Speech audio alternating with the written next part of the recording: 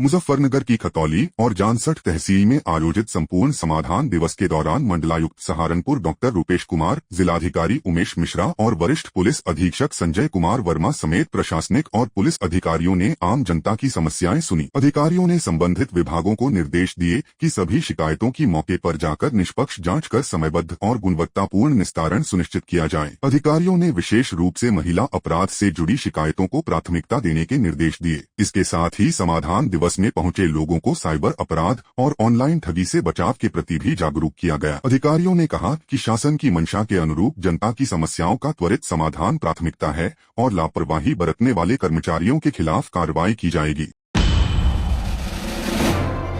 Muzaffarnagar police को बड़ी सफलता हाथ लगी है। थाना कोतवाली नगर पुलिस ने एटीएम कार्ड बदलकर लोगों के खातों से रकम निकालने वाले शातिर गिरोह का पर्दाफाश करते हुए 3 अभियुक्तों को गिरफ्तार किया है, जिनमें एक बदमाश पुलिस मुठभेड़ में घायल भी हुआ। पुलिस ने आरोपियों के कब्जे से पीड़ित का एटीएम कार्ड सहित कुल 63 एटीएम कार्ड, एक अवैध तमंचा, नकदी, मोबाइल फोन और घटना में प्रयुक्त स्विफ्ट कार बरामद की है। पुलिस के मुताबिक आरोपी अलग अलग शहरों में एटीएम के बाहर भोले भाले लोगों को निशाना बनाते थे और बातों में उलझाकर उनका कार्ड बदल लेते थे। पूछताछ में आरोपियों ने कई जिलों में 35 से 40 वारदातें कबूल की हैं। फिलहाल पुलिस पूरे नेटवर्क की जाँच में जुटी हुई है। देखिए, वरिष्ठ पुलिस अधीक्षक मुजफ्फरनगर सर के निर्देशन में लगातार हमारी क्राइम टीम जो है वो एक्टिवली काम कर रही है और आज ऐसी एक कोतवाली नगर की क्राइम टीम ने एक अंतर्राज्यीय एटीएम फ्रॉड के गैंग का खुलासा किया है।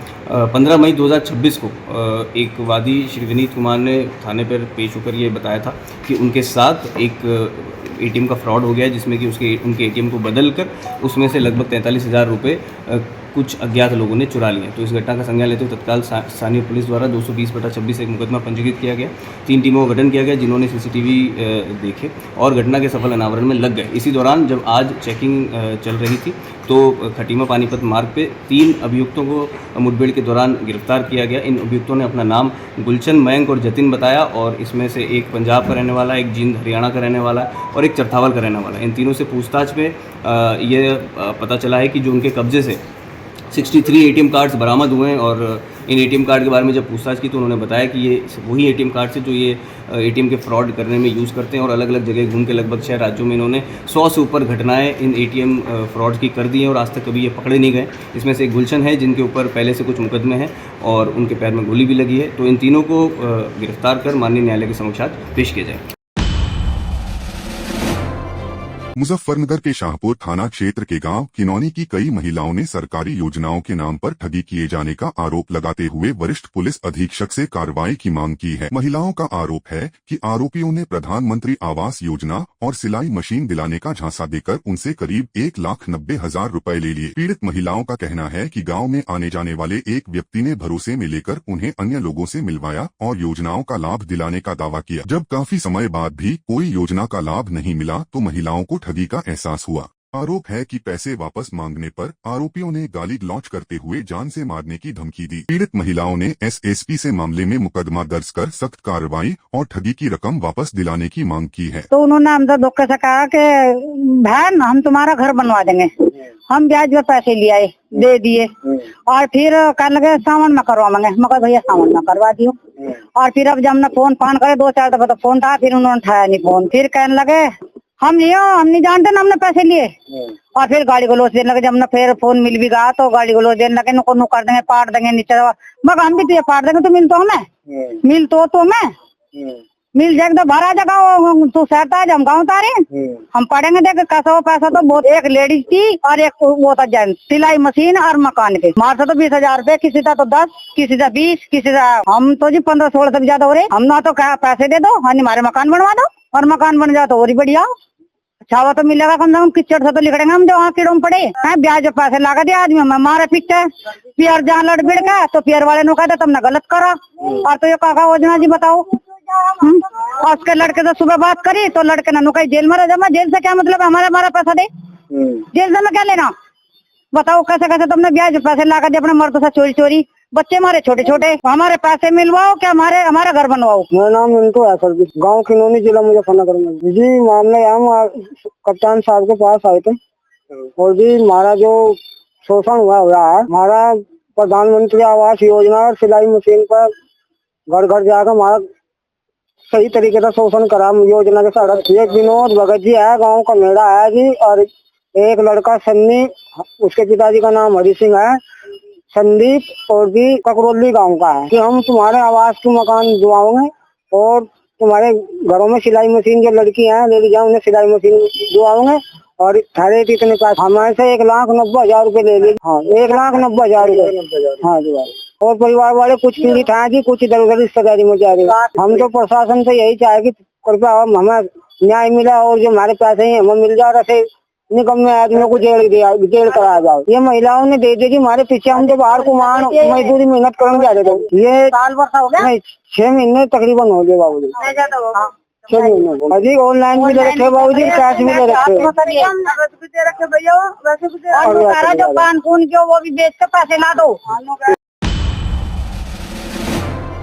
ग्रेटर नोएडा वेस्ट के शाहबेरी स्थित फर्नीचर मार्केट में शुक्रवार देर शाम उस समय अफरा तफरी मच गई जब अचानक भीषण आग लग गई। आग ने कुछ ही मिनटों में विकराल रूप ले लिया और मार्केट की कई दुकानें इसकी चपेट में आ गईं। फर्नीचर और लकड़ी का सामान होने के कारण आग तेजी से फैलती चली गई। देखते ही देखते पूरे इलाके में ऊंची ऊंची लपटें उठने लगीं और काले धुएं का गुबार दूर दूर तक दिखाई देने लगा। आग की सूचना फैलते ही आसपास के लोगों में भगदड़ जैसी स्थिति बन गई और लोग अपनी दुकानों से सामान निकालने में जुट गए। मौके पर पहुंची दमकल विभाग की कई गाड़ियां घंटों तक आग पर काबू पाने में जुटी रहीं। पुलिस ने सुरक्षा के मद्देनजर इलाके को खाली कराया और आसपास की दुकानों को भी बंद कराया गया। फिलहाल आग लगने के कारणों की जांच की जा रही है और नुकसान का आकलन किया जा रहा है।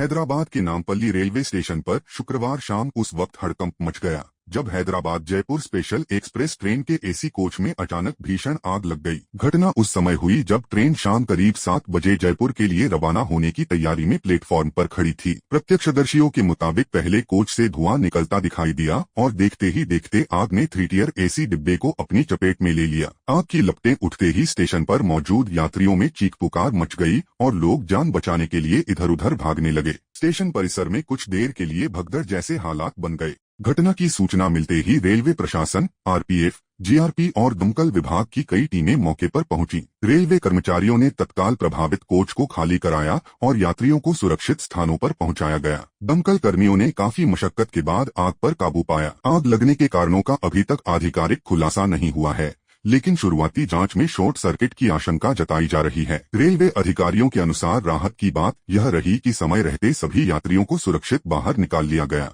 जिससे कोई जनहानि नहीं हुई। हालांकि आग से कोच को भारी नुकसान पहुंचा है। घटना के बाद स्टेशन पर सुरक्षा व्यवस्था और कड़ी कर दी गई है तथा रेलवे की तकनीकी टीम पूरे मामले की जांच में जुट गई है। इस हादसे के चलते ट्रेन संचालन भी कुछ समय के लिए प्रभावित रहा और यात्रियों को काफी परेशानी का सामना करना पड़ा। एनईईटी यूजी पेपर लीक मामले में केंद्रीय जांच ब्यूरो यानी सीबीआई ने बड़ी कार्रवाई करते हुए कथित मास्टरमाइंड को गिरफ्तार कर लिया है। जांच एजेंसी के मुताबिक महाराष्ट्र के लातूर निवासी केमिस्ट्री प्रोफेसर पीबी कुलकर्णी इस पूरे पेपर लीक नेटवर्क का मुख्य आरोपी है। बताया जा रहा है कि professor Kulkarni national testing agency यानी एनटीए की परीक्षा प्रक्रिया से जुड़ा हुआ था और इसी कारण उसे प्रश्नपत्रों तक सीधी पहुंच हासिल थी। सीबीआई अधिकारियों के अनुसार आरोपी को पुणे स्थित उसके घर से गिरफ्तार किया गया है। जांच में यह भी सामने आया है कि वह अपने घर पर विशेष कोचिंग कक्षाएं चलाता था और प्रश्नपत्रों तक पहुंच का फायदा उठाकर छात्रों को अवैध तरीके से मदद पहुंचाने का काम करता था। इस गिरफ्तारी के बाद देश भर में चर्चा तेज हो गई है, क्योंकि एनईईटी यूजी परीक्षा में लाखों छात्र शामिल होते हैं और पेपर लीक के आरोपों ने पहले ही छात्रों और अभिभावकों की चिंता बढ़ा दी थी। अब सीबीआई पूरे नेटवर्क की कड़ियां जोड़ने में जुटी है और मामले में कई और गिरफ्तारियां हो सकती हैं।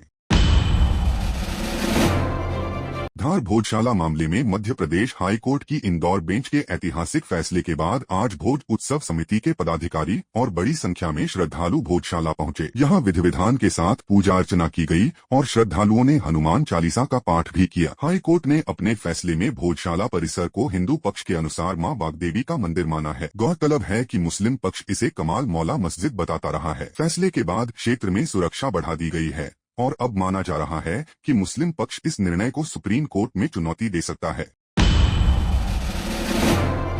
पश्चिम बंगाल के बशीरहाट में शनिवार को प्रशासन ने अवैध निर्माण के खिलाफ बड़ी कार्रवाई करते हुए बुलडोजर चलाया। मामला हसनाबाद ब्लॉक के आमलानी पंचायत स्थित तालपुकुर बाजार इलाके का है, जहां करीब 50 साल से कब्जाई गई जमीन को खाली कराया गया। बताया जा रहा है कि स्थानीय निवासी गियासुद्दीन वैद्य की जमीन पर अवैध कब्जा कर मकान बनाया गया था। इस मामले में पहले ही कलकत्ता हाई कोर्ट ने अवैध निर्माण गिराने का आदेश दिया था, लेकिन लंबे समय तक कार्रवाई नहीं हो सकी। बाद में प्रशासन ने पुलिस और अधिकारियों की मौजूदगी में बुलडोजर चलाकर अवैध निर्माण को ध्वस्त कर दिया। मौके पर भारी पुलिस बल तैनात रहा और पूरे इलाके में सुरक्षा व्यवस्था कड़ी कर दी गई।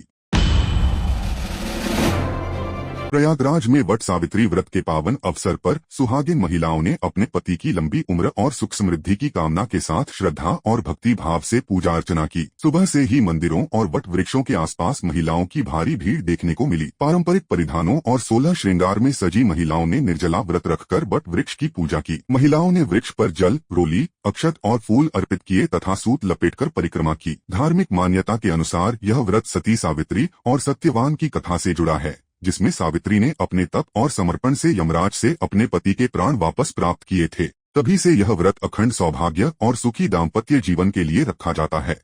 आज वट सावित्री व्रत की पूजा है। इसमें वट वृक्ष की पूजा की जाती है। ये पति के दीर्घायु के लिए ये पूजा की जाती है। इसमें सावित्री ने जब सत्यवान के प्राण चले गए थे तो उन्होंने यमराज से सावित्री जी ने जो है प्राण वापस पाए थे और उनसे और भी कई सारे वरदान प्राप्त कर लिए थे, जिसकी वजह से यमराज जी को अपने उनके पति के प्राण वापस करने पड़े थे। इसका महत्व सत्यवान और सावित्री ने सत्यवान के अपने पति की दीर्घायु के लिए व्रत रखा था और उन्हें यम के मुंह से खींच लाई थी। हम लोग भी अपने पति, अपने परिवार की दीर्घायु और सकुशल होने की कामना करने के लिए व्रत रखा। नीदरलैंड के द हेग में प्रधानमंत्री नरेंद्र मोदी का भारतीय प्रवासी समुदाय और स्थानीय कलाकारों ने भव्य स्वागत किया। पीएम मोदी से मुलाकात के बाद लोगों में जबरदस्त उत्साह देखने को मिला। भारतीय समुदाय के लोगों ने भोजपुरी गीत गाकर और मोदी मोदी के नारे लगाकर अपनी खुशी जाहिर की। वहीं नीदरलैंड के कलाकारों ने भी भारतीय संस्कृति से जुड़ी रंगारंग प्रस्तुतियां दी। प्रधानमंत्री मोदी की यह यात्रा ऐसे समय हो रही है जब भारत और यूरोपीय संघ के बीच मुक्त व्यापार समझौते के बाद आर्थिक रिश्तों को नई मजबूती मिली है। नीदरलैंड पीएम मोदी की 5 देशों की विदेश यात्रा का दूसरा पड़ाव है। इससे पहले वे संयुक्त अरब अमीरात पहुंचे थे, जहां उन्होंने मोहम्मद बिन जायद अल नाह्यान से मुलाकात की थी।